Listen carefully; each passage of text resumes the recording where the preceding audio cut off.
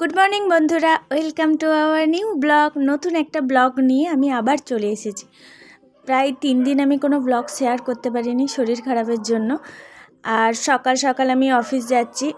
অফিসে আমার এদিকে গরম গরম ভাত রেডি হয়ে গেছে, আর এদিকে তরকারি আর মাছ দিয়ে ফুলকপি দিয়ে একটা তরকারি, আর এদিকে হচ্ছে টিফিনের জন্য ছিল ডিম টোস্ট।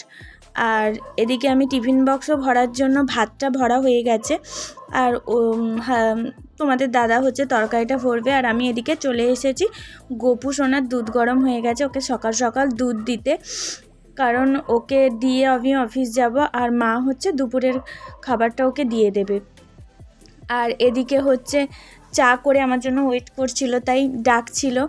আমি চা খেয়ে অফিসে বেরিয়ে পড়েছিলাম। আর বিকালে এসেই দেখছি মাকে অনেক দিন ধরেই বলছিলাম অবশ্য, মা একটু পিঠে বানাও। জানি না এটা কি পিঠে, আমাকে বানিয়ে দিল।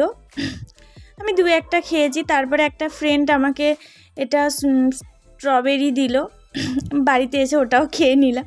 তারপর কিছুক্ষণ পর থেকে মনে হচ্ছে না, পেটটা তো এখনও ভরলো না, কারণ পিঠে খেলে তো পেট ভরে না, মন ভরলো ঠিক আছে, কিন্তু কোথাও গিয়ে দেখলাম না, অত সবগুলো যে পিঠে দেখালাম ওগুলো আমি একা খাইনি, ওখান থেকে 3 পিস কি 4 পিস আমি খেয়েছি।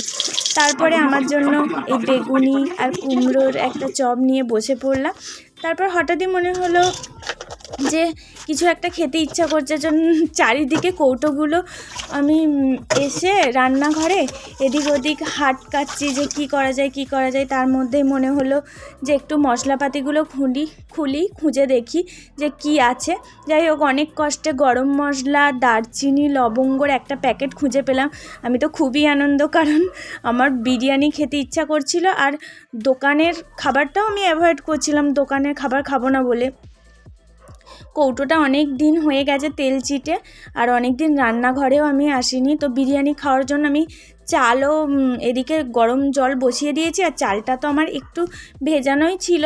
ভাবছিলাম ভাত নর্মাল রাইস করব, না বিরিয়ানি করব, না ফ্রাইড রাইস করব, কিছু একটা মনের মধ্যে চলছিল। চালটা ভিজিয়েও নিয়েছিলাম।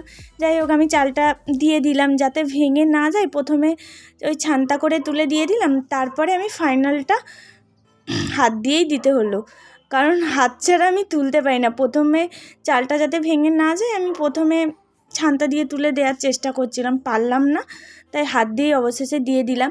আর ওদিকে হচ্ছে আমি সিদ্ধ করে রেখেছিলাম আলু আর এঁচোড় আর আলু 3 পিস করে সিদ্ধ করে রেখেছিলাম, কারণ আমরা দুজনে খাবো রাতের বেলার ডিনারটা।